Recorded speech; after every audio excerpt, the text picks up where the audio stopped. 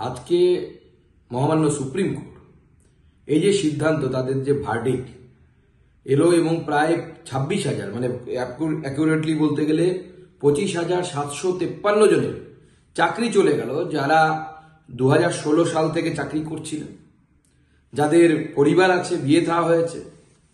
আজকে যোগ্য যারা যারা পরীক্ষা দিয়ে চাকরি পেয়েছিলেন, যারা শিক্ষক হয়েছিলেন, তাদের চাকরি আজকে চলে গেল শুধুমাত্র মমতা বন্দ্যোপাধ্যায়ের পার্টির লোকেদেরকে, অর্থাৎ অযোগ্য যারা যারা পয়সা দিয়ে চাকরি পেয়েছিল তাদের চাকরিটা বাঁচানোর জন্য মমতা বন্দ্যোপাধ্যায় এই পুরো 26,000 লোকের চাকরি বলিদান দিয়ে দিলেন। এর জন্য দায়ী হচ্ছে মমতা বন্দ্যোপাধ্যায়। এই যে 26,000 পরিবার আজকে রাস্তায় বসে গেল, এর জন্য যদি কেউ দায়ী থাকে তা হচ্ছে সে হচ্ছে তৃণমূল কংগ্রেস এবং তৃণমূল কংগ্রেসের সর্বময় কর্ত্রী মমতা বন্দ্যোপাধ্যায় এবং তার চেলাচামুন্ডা, যারা লাখ লাখ টাকা নিয়ে এই চাকরিগুলো, কিছু চাকরি এর মধ্যে থেকে 26,000-এর মধ্যে থেকে যারা অযোগ্য তাদের চাকরিগুলো দিয়েছিলেন। শুধু অযোগ্যদের যেত, যোগ্যরা বহাল তবিয়তে চাকরি করতেন। আজকে মমতা বন্দ্যোপাধ্যায়ের জন্য, মমতা বন্দ্যোপাধ্যায় পার্টির এই দুষ্কৃতীদের জন্য, যারা ঘুষখোর জোচ্চোর তৃণমূল নেতা, তাদের জন্য এই এতগুলো পরিবার আজকে রাস্তায় বসলো। আমরা ছেড়ে দেব না। আমরা আগামী দিনে মমতা বন্দ্যোপাধ্যায়ের সরকারকে এই তার চেয়ার থেকে উঠিয়ে ফেলবো। এর জন্য দায়ী হচ্ছে মমতা বন্দ্যোপাধ্যায়।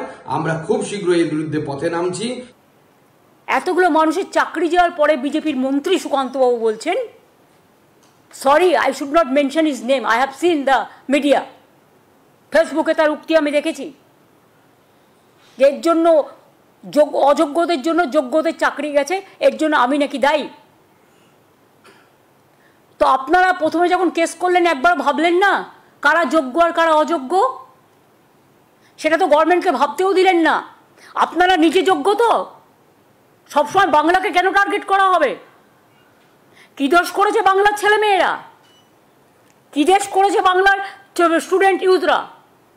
আমার তো এখনো 1 লক্ষ চাকরি ভ্যাকেন্সি আছে স্কুলে, কলেজে। শুধু এই কেসটার জন্য আমরা করতে পারছিলাম না। The matter was sub judice. আগে এই পোর্শনটা সলভ হোক, তারপরে আমরা অন্য পোর্শনে যাব। হাতে আরও 1 লক্ষ আছে, সেটা পরে আসবে ফ্রেশ। এটার জন্য ফ্রেশ অ্যাপ্লিকেশন কল করা হবে অ্যাজ পার ভার্ডিক্ট, যেটা এসএসসি ঠিক করবে।